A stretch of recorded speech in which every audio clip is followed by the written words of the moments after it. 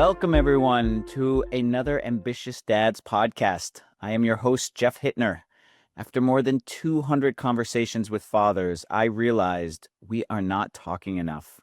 Not about our fears, nor our ambitions, or how our kids are really doing, or how we're holding up in the middle of it all. This podcast is for the dads trying to build something meaningful and be present at home. The ones carrying a lot, questioning if they're doing enough, and craving honest conversations without the filters. If that's you, you're not alone. You are in the right place. Let's figure this out together.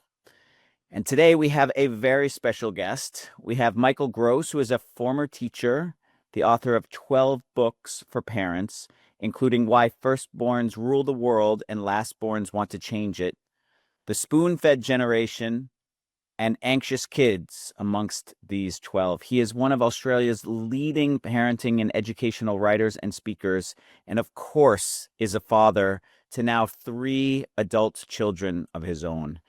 Michael, wonderful to have you. I'm sure that intro does not serve you justice, so if you want to maybe extend it a little bit and talk a little bit about your story and background, that would be amazing.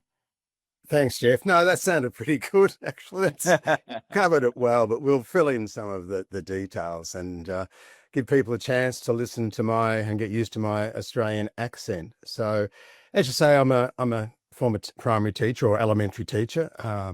Spent about 12, 13 years as a teacher, and I moved from teaching into parenting education in an absolute fluky way. I did a Master's of Education to further my teaching career when I was in my sort of early 30s, and had the opportunity to create some parenting programs as part of that course. And I had to do some research as well and looked at the difference between small families and big families. And I wrote a sort of a paper on that. Anyway, I sort of turned everything into a book, and then I went from there. So I took a punt with 3 young children. I think the eldest was about 9 down to 5 at the time. Took a punt and left and moved into what I call parenting education. So I had to sort of earn a living as a parenting educator. And timing is everything, because it was at the time of when the internet was booming, and it was quite easy to be a small fish play in a big pond, and so, which is what I did. And I was fortunate enough to do some TV work and write for newspapers, and it sort of grew from there. But I guess the thing where sort of career took off was I had the opportunity in 2002 to run the first parenting seminar to every federal politician of Australia in Parliament House, Canberra. And then we toured Australia on the back of that for about 18 months. Pretty much non-stop.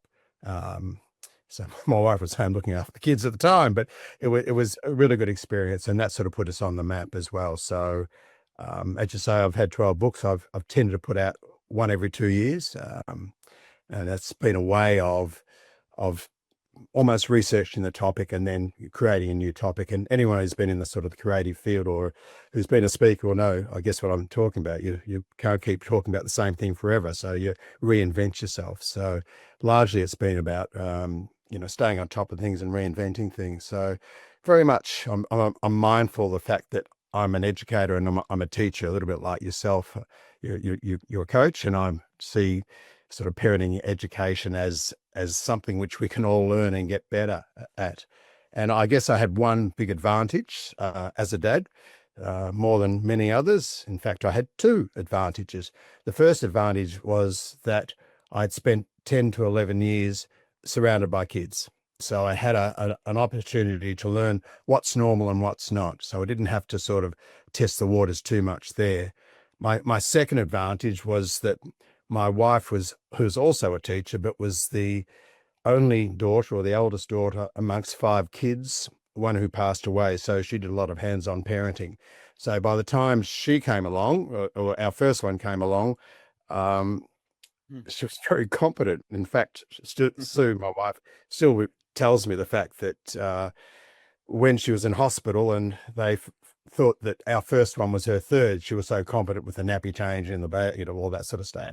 So why I bring that up is that it's really useful to be able to learn from your partner, as well as a father. And I think sometimes when we talk about co-parenting, we forget that you can learn a lot from your partner. So it was a real help, as a dad, to know what was normal and what's not with kids, and to have a bit of a feel about childhood itself, from a professional sense, but also having a partner who was pretty confident as well. So you can sort of feed off that.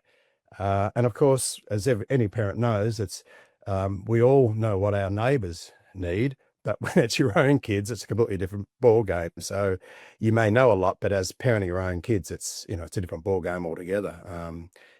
Completely. Yeah. What is, let's just dive into it then. I mean, I want to ask about, your three children, but I also want to know, like, what, as a parenting educator, what's keeping you up the most right now about children? It's interesting. It's been a revisit. It's, I guess, generationally, first thing when I got into it, parenting was code very much for discipline and behavior management. And then it moved into, I guess, in the early noughties, it's all been a lot about resilience and building confidence in kids, etc.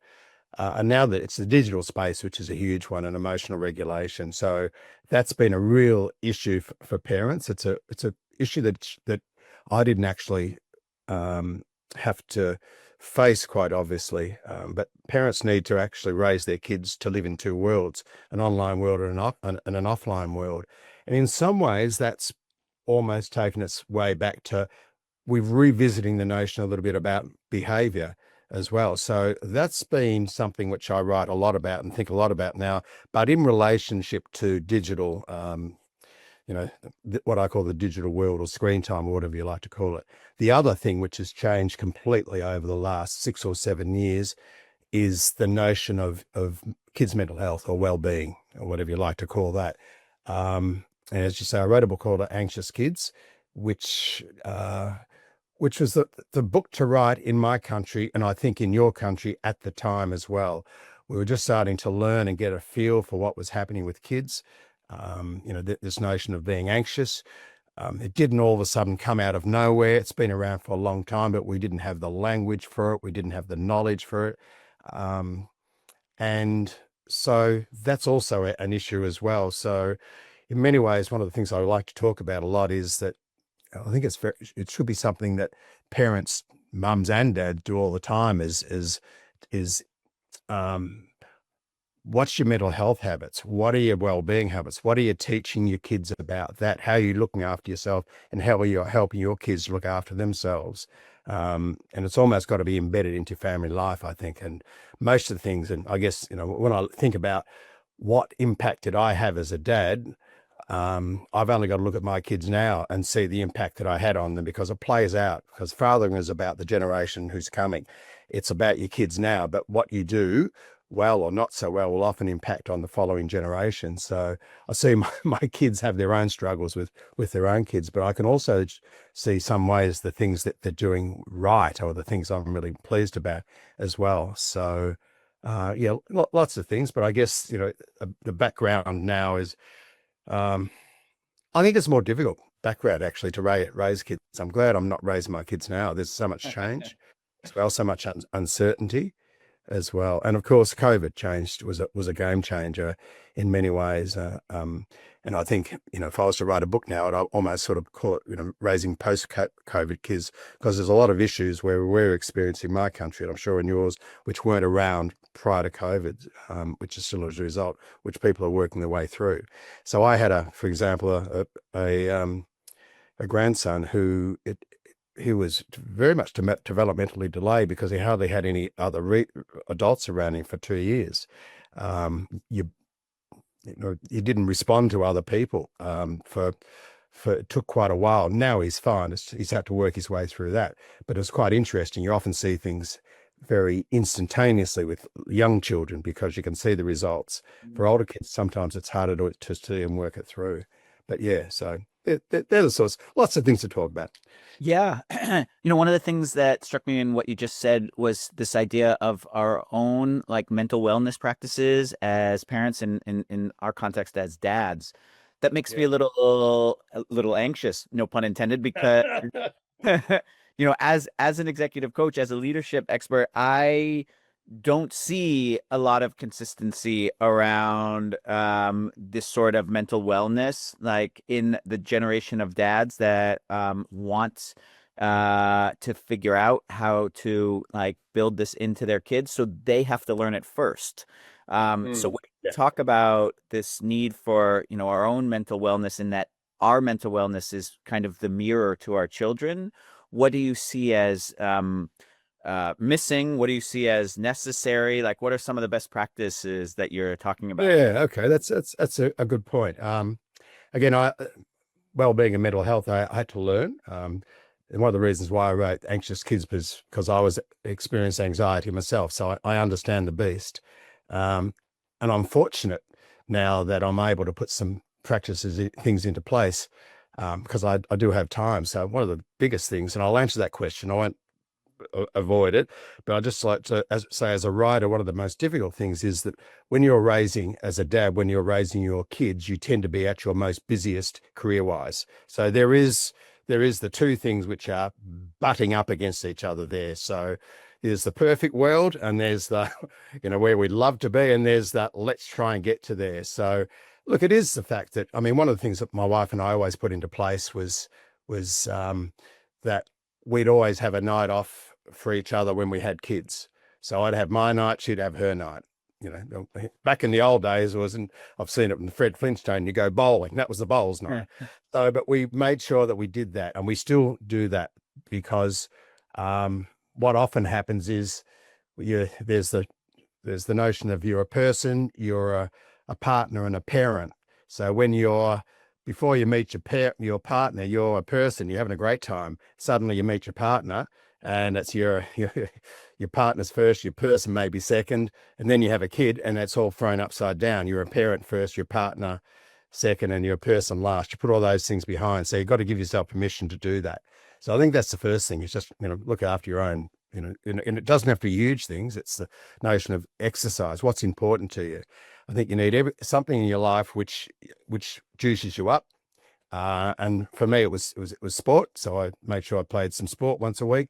I also loved the notion of the third space. So that third space between somewhere you go to between work and coming home, because one of the things I wrote a book in 2000 called Working Parents. And one of the things I learned was that the spillover between work and home, the negative spillover between work and home, was far greater from men than it was for women. In other words, if you had a bad day at work, you come home and kick the cat. Mums tend not to do that. And one of the reasons is that they could decompartmentalize, and also I think they took more responsibility as well for the kids. I can't do this to the kids. So I think as dads, sometimes we've actually got to put something in place which actually will stop us from bringing the bad dad home, or not so much the bad dad, but the bad day from work home. And they can be little triggers as well. One of the things I learned from a fellow called Michael Grinder, who's an American. He talks a lot about location and place. And he talks about the position. He talks about, and he says you can either be a person or a teacher, or a person or a coach. What are you bringing home? What are you bringing, the coach home, or are you bringing the parent home? So he taught me about the notion of triggers. So what's your trigger when you come home? Is it the fact you change out of your work clothes? Is it the fact that you have a little game before you come in, or you do something just to trigger that? Hey, I'm no longer that coach or that CEO or whatever it is. I'm now a dad with my kids. It's just to remind yourself that as well, so that when you do come home, you are tend to be sort of present with your kids. So much value in what you said. One thing I wanted to ask specifically. So you said, like, you would sort of your wife would have a night and you Yeah. would have a night. What I heard there, which is different than what I hear almost always in America, is that the night is supposed to be the same night and it's supposed to be a date night. And what I'm hearing is like, no, I need to be me, my person, not me partnered to my wife, and she needs the same. And so, but is there a third night? So if there's a night for her, a night, or are you saying it's less Why important? not? Why It's not most do it? important. Why not? Again, yeah, I think so. We're very conscious of having our separate night because we not a lot of other people did that. Yeah, it's We're fairly very social people. interesting. So we're fairly social people. So we would often go out anyway, and have a babysitter look after the kids, or the kids might come along. But yeah, I think one of the things we've often had, and I think it's a really good one for dads to remember, that you need to have a relationship with your kids yourself, not through your partner, and vice versa. And it's also a good thing we've always wanted to teach our kids, that the fact that you need to have the relationship with your sibling, not through me. And it's interesting, even as our kids left home, our kids will often say, how's Sam going? And our response was, well, you phone him and find out. Don't come through us. So we all have our individual relationships with our kids. And I think it's important that we do that. And that's part of that is you need to be a bit healthy yourself and look after yourself as well. The other thing I firmly believe this, that one of our jobs is to teach our kids to live life well. And if we talk about, well-being and looking after yourself and not being a grumpy bum or whatever it is, then you need to do some things to yourself. And so your kids will see that, and you can explain it to your kids. This is my night. It can be, I tell you where it's the toughest now, and it's tougher now than when I was growing up, and I see it with my own kids, is that, and I suspect it's the same in your neck of the woods that it is in mine, because interesting research came out that 80% of kids in Australia are driven to school in primary school, and they're also driven to after school activities. So I know sometimes that you have to say no to your kids. I can't take you to such and such. I can't take you to Boy Scouts. I can't take you to the basketball tonight because it's my night. I mean, we use common sense, if it's a final and all the rest of it, we're not hard and fast, but it's the principle of the thing. But what they often found with our kids, that would develop agency in the kids, they go, all right, Dad can't take me, but I'll get the neighbour to do it, or I'll get Jenny's dad, or he'll take me, and etc. So there's always that. But I think it's a really important lesson to remind kids that it's not all about them, it's all about us, and we've got to look after ourselves, and your turn will come, so to speak. So yeah. Man, I love this. And again, it in some respects is counterintuitive to just the culture of parenting right now. And that's why I find it so valuable, because it is counterintuitive in that wonderful way where I know that that is a real sore spot for so many of the dads and parents I've interviewed. And literally today, I am traveling for work and staying with friends, and they have three kids, and they were talking about like, that he finishes work, the father finishes work at 5 p.m. and he is like, I am driving my three girls who are now like 9, 12, and 15 everywhere from 5 to 8 at night, and that is like the majority of my week. And to even I don't think the idea would even creep into his head, No. that he could say no to doing that one night a week. It's different. In America, it's soccer, otherwise football, it's swimming, it's gymnastics. And yeah, I love this idea of you figure it out. You get yourself, but I just culturally it would be a shocker. So I like those ideas out there that really get you to think differently about this. Do you think it's feasible in the current kind of digital age, and everyone is going to kidnap your kid sort of feeling that they put out there? Look, it is hard. There's no doubt about that. I've seen my son, and you might notice the same in Spain. My son raised his kids in Sweden, and they're in Malmo, and they have a lot more freedom because the train system's easier there. Back home in Australia, and I guess in the United States as well, there's it's a big country, bigger distances, etc. And so there tends to be, we drive them there, it's quicker. And so that is difficult. I'm not saying it's not, but the other side of that is, there's a whole bunch of issues there. I'll just be quickly say it. Firstly, I think it's a useful thing not to have your kids to be too busy. Monday, Tuesday, Wednesday, Thursday. We've always had, and my daughter does it with her 3 boys who are in elementary school. You've got 2 activities going on at one time.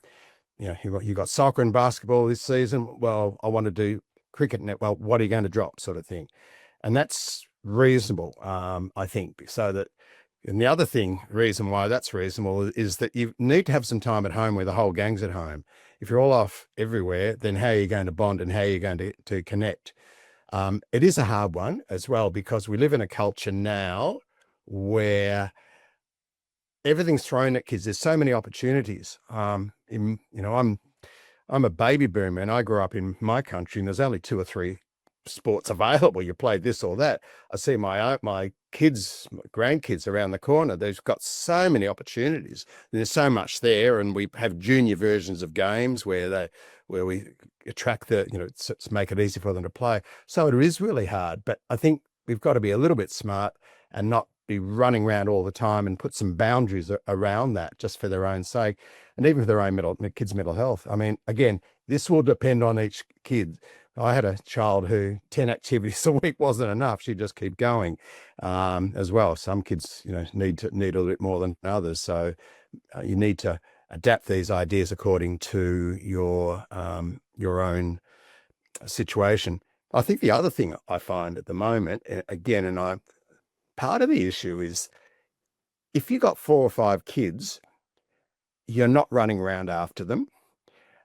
You can't keep up. And I think because we've only got we tend to have 1 or 2 kids, we put all our eggs in those baskets. If you got 4 kids, the pressure's off because you'll get one good one. So we all want our kids to be like us. We all want our kids to be able to, particularly dads. Dads want their kids to be like them. They want their kids to go down a certain path. And it's called the generative notion of fathering. So there's a theory around fathering called the generative notion, which is the job of a father is to look after the next generation of kids and to make sure the next generation flourishes. So when he has boys, a father will often teach them. That generative notion is, here, son, do this, do this, do this. When we go back in the old days, that was teaching them how to survive as well. So we see that often play out poorly with dads, because when their son, picks up a bat and tries to swing a baseball bat, he'll say, no, don't do it that way, do it this way. He always wants his kids to improve. And sometimes kids go, be quiet, just let me have fun. And for girls, that generative notion is about being a protector. They tend to protect their daughters and et cetera, and build walls around them. And so I think that notion of having just a small number of kids, we often want to do everything for them. We've just got to pull back a little bit and just imagine. I often say to dads, imagine you've got 5 or 6 kids. How would you parent them then? You'd do a little bit of delegation. You'd step back a little bit, etc. Mind you, having a relationship with 5 or 6 kids is hard. So raising kids or fathering is a balancing act. There's 2 things. There's the notion of you need to be able to have a relationship with your kids and connect with your kids. And you also need to give them space, psychological space, to be themselves. I learnt that in my book about birth order. One of the reasons why youngest ones tend to do things differently than the rest of the family is they've got the space for mum and dad. Haven't got mum and dad's expectations down their throat all the time. They go on the first one, whereas the youngest one is tend to go their own way. And when you've got 5 or 6 kids, it's easy to give your kids space. Half the time you don't know what they had for breakfast that morning, but the notion of relationship is harder. Having a connection is harder with everyone. Whereas when you've got 1 or 2 kids, connection's easy. You've just got to organize it, but giving them that space to be themselves, do the things they want to do, fail, is a lot harder to do.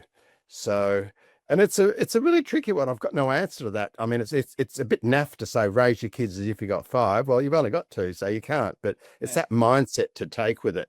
Yeah, I mean, my experience with my boys is particularly when my wife isn't home, which is, half the time when I take them from school, is, I bring them home and they want to play and they want to play with me, and I have to say no. And I say no for a lot of the reasons that you are bringing up, but there's also still this cultural guilt in there, like, they want to play with me, but I'm also like, I need them to be independent. And it's also not just for them, as we've just talked about, it's also for me. I need some space too. I can't feel like my job is full on entertainer from the minute they walk into the house until the minute they go to bed. And I have noticed how actually how much more enjoyable than when the weekend comes. Like I can engage with them, but they still are used to some space. And like we have a day where I don't feel burnt out or exhausted. Whereas I actually often see my wife wanting to engage all day nonstop and at the end of the day feel burnt out and exhausted, even though she Mm. had a truly like happy day engaging with them. And I feel like, there's some of this stuff that we inherit from both our culture and our expectations right now. And so I love like just what you have to say about this is really useful and makes a lot of sense when we think about, you know, one of the big things that came out in all my interviews with dads is how much we recognize the mirror that we create, that our kids act and do as they see us do. And, for me, that was a big driver to really figure out how to become better at being emotionally regulated because I saw my kids' temper tantrums mirroring the way I behaved. And Mm. the same is true for our ability to sit back and relax, and also to, as you said, like find the space. This is daddy's night to do something, or this is daddy's even just hour to do something. Now, Yeah. I love to cook. One of the big, wonderful things that I get to do in Spain, and the kids know, like, if daddy's in the kitchen, if we want to engage with daddy, we have to come into the kitchen and ask to help cook with him. And I love that, right? It's kind of, the opposite way of how we think about engagement. I would love for you to talk a little bit more about this idea of how mothers and fathers parent differently, because I think that's fascinating and also gets to the heart of a lot of the co-parenting challenges that I've seen in all the interviews that I've done with ambitious dads. Yeah. Okay. Yeah. Um, it's funny because we call it parenting, and it's not parenting, it's mothering and fathering. And Mm. kids don't say, hey, parent, they say, hey, mom, or hey, dad. So, but we throw a blanket around it and we call it parenting. And I'll do that because it's a marketing thing. My positioning, parenting educator. But I'm very conscious of the fact that there's fathering and mothering, and there's a biological imperative there. And I know things are different with there's gay parents. Um, that's we do it differently as well. So I'm aware of that. When you've got two mums raising kids or two dads raising kids, but the notion of mothering is often more about the nurturance side, and I'm very aware of this when I work with teachers as well, and they sort of support this, that they tend to be the nurturant ones, and whether that's socialized or whether that's part biological, I suspect it's both. So they're the ones who are pretty good at teaching kids personal skills. Um, uh, that whole notion of, come on, make eye contact when you talk to someone, all that sort of stuff. They're very good at that. They're very, very nurturant. And their first response when something bad happens is to wrap their arms around kids, which is Yes. fine. Um, Often dads won't wrap their arms around them. They will often stand back. That's partly the fact that I think that's been socialized. I don't know what's happened, or sort yourself out, son. But I think what dads are better at are sitting back and waiting, and then helping kids resolve the problem. They're the ones often who will teach the kids. They're the ones who are often the ones who um, assist kids to do things and problem solve. They're the ones who often help kids develop their internal resources. So one of the things we used to do is when I talk with schools, and I'd say often if you've got a kid who's really in trouble, go tell dad, not mum. And often the dads would handle the problem completely differently with a more logical brain and look at things and wouldn't get so emotionally tied up in things as well. The language of fathering is different than the language of mothering. The language of fathering is often about activity and doing things with kids. And it's often through dads that kids will learn their values, the deep-seated values which are repeated and repeated. Whereas, mothers tend to be, quite different in many ways. They're more nurturant, more relationship bound, etc. And I think for girls, dads who wrestle and mess around with them, I think it's really good for their confidence. And for boys, quite similar as well. And so there's a journey which dads go through with their sons. So it's in the early years, they sort of adore you, they follow you around. I've coached kids, 8 or 9-year-olds. I remember coaching basketball, 8 or 9-year-olds, and I had 2 kids under my arm all the time. And I realized they didn't have dads, and what they were experiencing was father hunger. They were getting close to me as a male to see, notice me, give me some recognition. So there's that stage, and then most dads will go through what I call grief. Their kids will go into adolescence, and so when they go through adolescence, they reject you. And part of the job there for sons is to move away from their mum and from their dad. And so as a dad, you're a sort of a Superman, and suddenly they move into adolescence and they go to great lengths to prove that you're Clark Kent. So your jokes aren't funny anymore. Don't drop me off 2 doors away from the school, please. Don't be with me. And it's really hurtful for a caring, nurturing dad who wants to spend time with their kids. And what it is, there's a separation there. And I see a lot of men experience, this is when their kids at, boys at 12, 13, 14. A lot of dads get really angry. He shouldn't be doing this. He shouldn't have his hair like that. He shouldn't be. And what it is, it's grief, because their child has died. And you give birth twice. The first birth is painful, so mums tell me. And the second birth is also painful because there's an adolescent under the pillow somewhere. And so you've got to realign yourself with that adolescent. Now, it doesn't happen to women. Mums are sometimes the sensible ones as kids go into adolescence. So there's some real differences there in the gender things. And men do funny things with their daughters as well through adolescence. They become very protective and etc. And I see that a lot. So I think it's important to recognize that biological aspect, that the father, the male. I saw it beautifully. And what mums, I always say to mums, you've got to let your dads do it their way. If you come in and say, no, do it this way, dads will often stand back because, as you said, a lot of dads lack confidence to do it. So they'll stand back and say, you do it your way. A classic example was my neighbor next door a number of years ago. He's got a 12-year-old and a 10-year-old. And he whispered over the fence to me, he said, I'm taking the kids camping this weekend. I said, great, yeah, good. He said, no rules. And he went away, and there was kids could go to bed when they liked, and they just had fun and all the rest of it, and got dirty and messed up and came home. And his wife was really dirty on him because they didn't go to bed at the right time and all that sort of stuff. And I didn't say anything to her, but I thought that's really dumb. You just got to let it go. And that's in some ways, sometimes for dads, it's just a way of connecting and having fun and being physical with your kids and doing things your own way. Yeah, again, everything you said resonated. And in particular, I had these experiences where I wasn't sure the best way to manage some difficult situations. And my wife had an opinion, and that opinion overrode mine, either not necessarily because she had more experience, but she was, she had, this is what I want to do. And when we step back as the dads, that's a little bit, well, it makes us feel obviously less useful.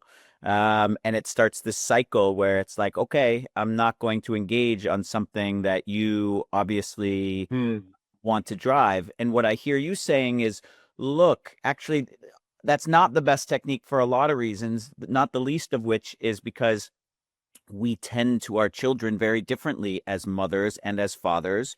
And as children, we need exposure to both for very different reasons. Yeah. I would like this whole thing about grieving the loss of your child as they move into adolescence. By the way, when I run these programs, these founding father programs, one of the biggest like long-term fears all these dads have, one is obviously digital everything, but two is, am I going to lose my kid when they become an adolescent? And I didn't realize how much more of a masculine fear that might be than moms, and that is just fascinating. And so beyond just recognizing that there's this transformation of their child, is there something that you like suggest for dads to think about? That's a really hard one.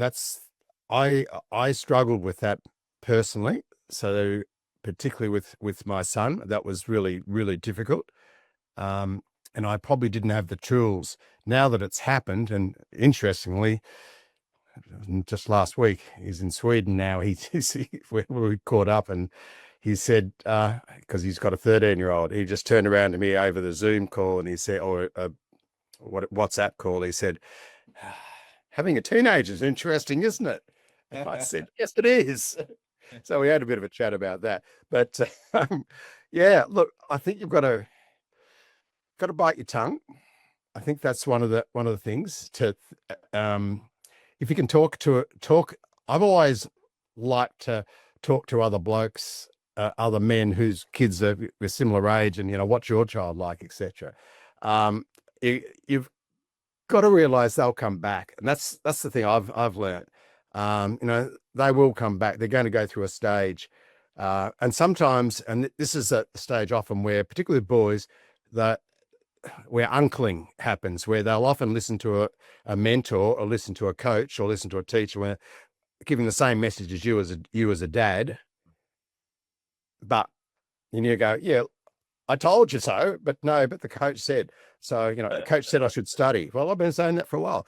They're going to take different messages. So in a way, you've got to be able to stand back and accept that and stay in the game. Just what I call is do all you can to stay in the game. And it's sneaky things like make sure you do drive your kids somewhere.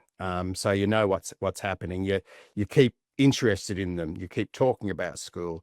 And I haven't talked about rituals, but one of the things which is really important is to make sure you have those rituals in place where the kids have to turn up. So don't let your 14-year-old son eat his meal in his room all the time. Make sure he comes out at meal times and he joins in the meal times, even though he might have a scowl on his face, he can still join in. So I can think again, this is probably less the father talking now, more the parent talking now, is that this is where it's good to introduce the notion of negotiables and non-negotiables. So don't let your kids drop out of the family when they move into this stage. And a lot of dads have that fear. I completely get that. So there's things such as, you've got to turn up to meal times each night or morning or whatever it might be. You need to, when it's birthdays and Christmas and all that sort of thing, that non-negotiable, you're there. That's what you do. And so you need to make sure that they do stay engaged. The other thing, I think you've got to be intriguing for them. You've got to tease them a little bit. They're cats, they and that's that's a fur ball. And so you've got to, you call what I call you've got to tease a cat.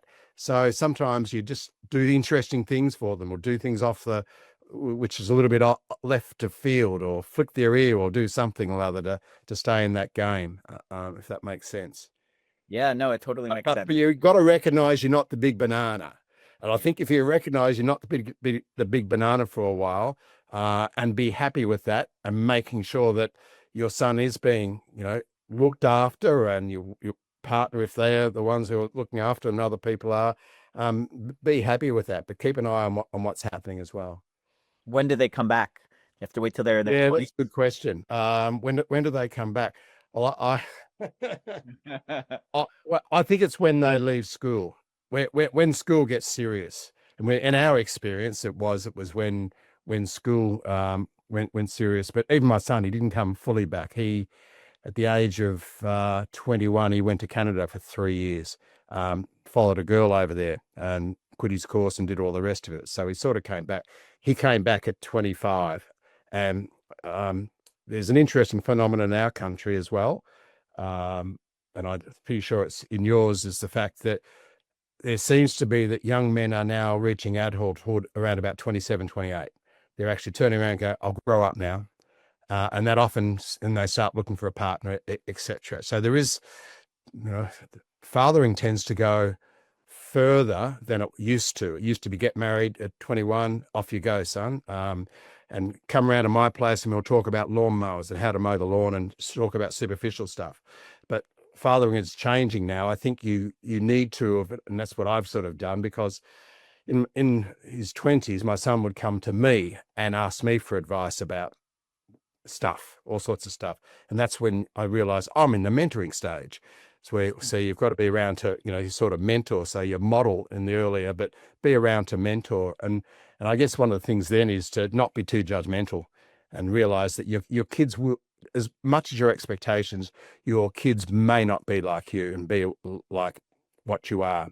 And that's takes maturity as a man and maturity as a father. And I think sometimes you grow into that, because there is a tension between having high expectations for your kids, which is nothing wrong with that, but making sure those expectations match what your child was, what I call born for.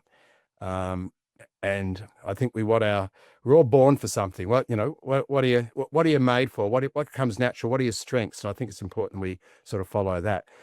In my mental health research around anxiety, what I discovered that a lot of kids were very anxious, and adults were very anxious doing things that they weren't very good at, but they were driven. An example was, I became very anxious about speaking. I became a good speaker, but I wasn't born for it. And my co-author, who also experiences anxiety, was born to speak. She opens up the fridge door and the light goes on and she speaks. She loves it. And so it's very natural for her, but she's built for that. So I think we've got to be very careful and sit back and look at and say, what are your kids built for? What are their strengths? What are their interests? And be a little bit led by them. I love it. I love it. Tell me a little bit about, well, let's go into the discipline one, because you were telling me, there's so much difficulty right now, from both parents' perspective around disciplining. What are you sort of talking about or writing about in terms of best practice in this space right now? Okay. Well, I guess I was brought up in the year of punishment. And then with my own kids, we used a thing very much called behavioral consequences, which was putting the responsibility onto kids. So having boundaries in place and putting responsibility on kids and allowing them to experience the consequences. I think they're still very valid. I think that's a great way to help your kid grow up and to be responsible.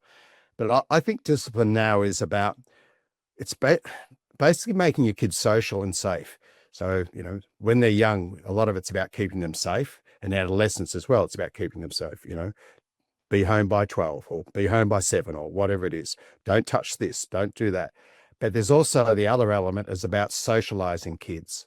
You've got to make your kids social. And so a lot of behavior management or discipline is around helping your kids socialize and be social.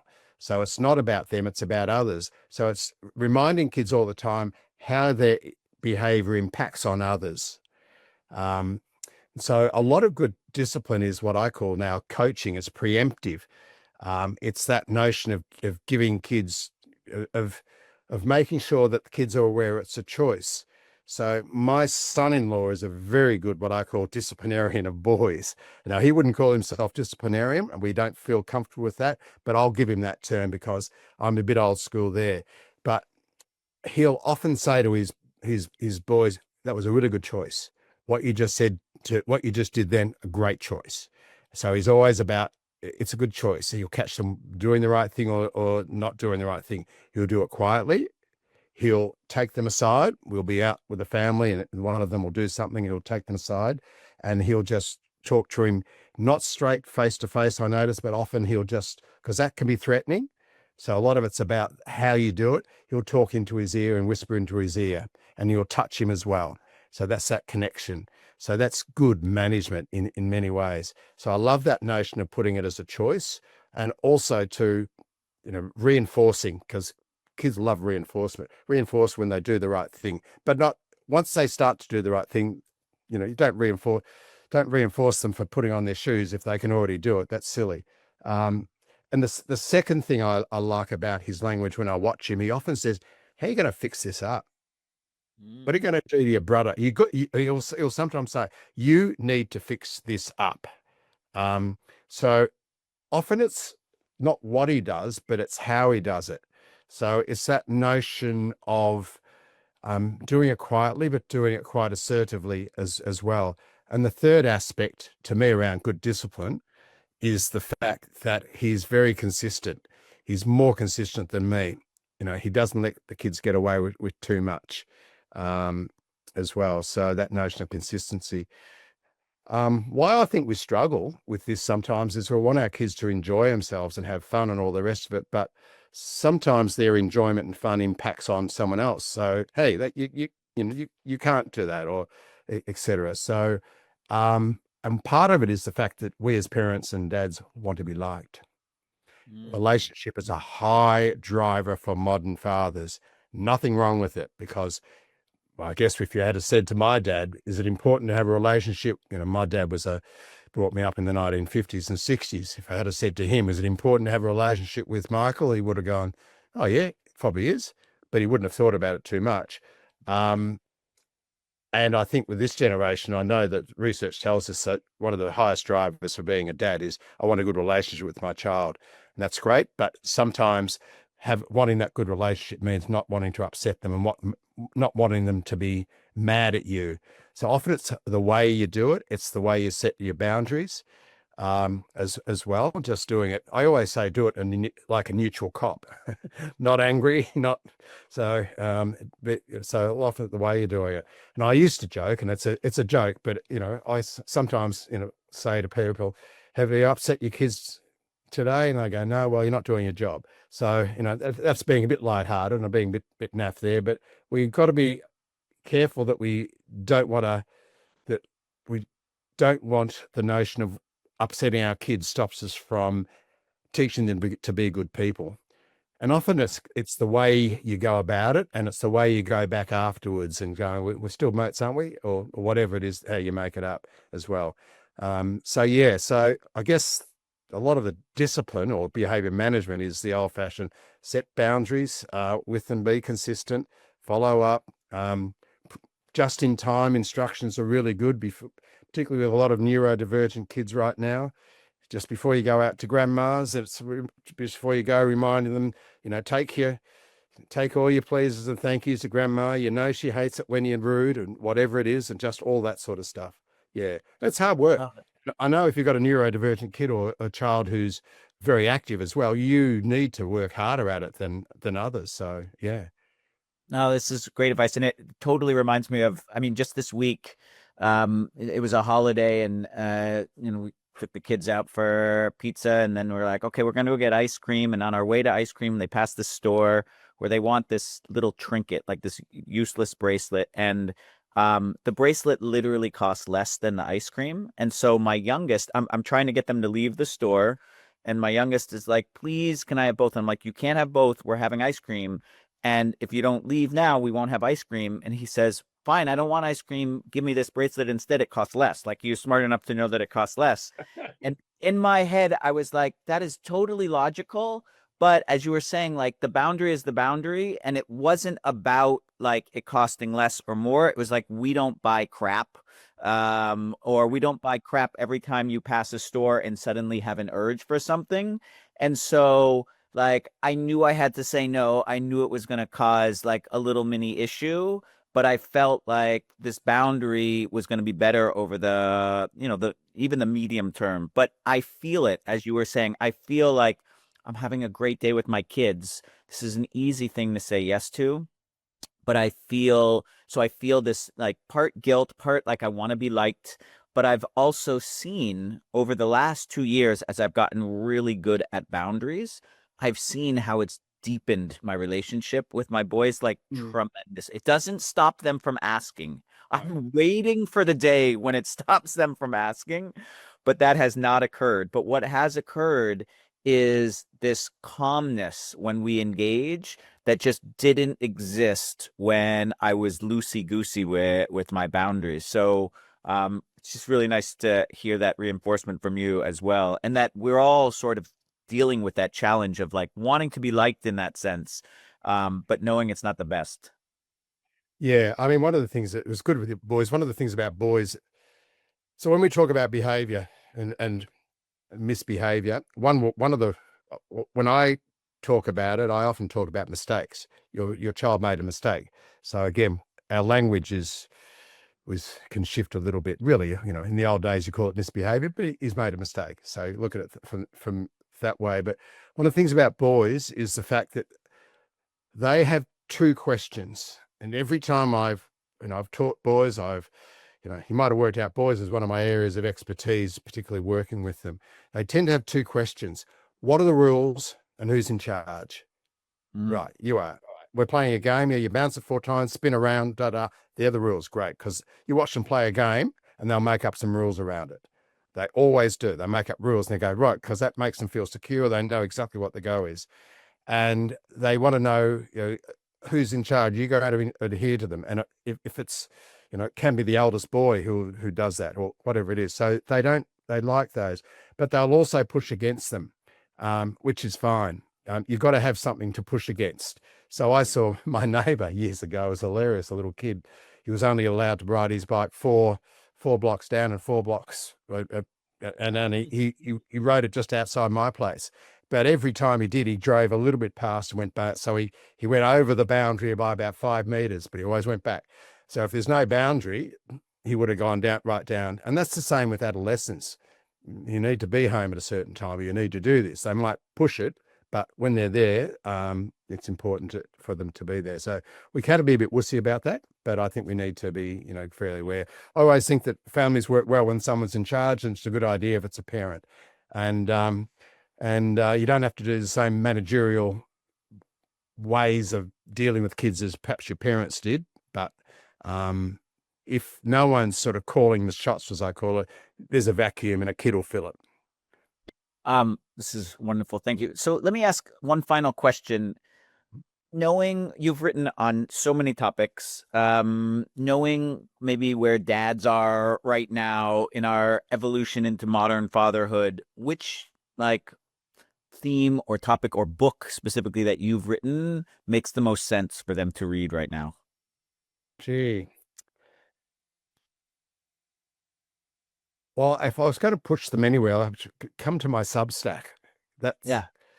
Yeah, quite seriously. I mean, I'm a birth order freak, so I always push people towards that because it's a fascinating way of viewing the world and viewing families, but that's just one way.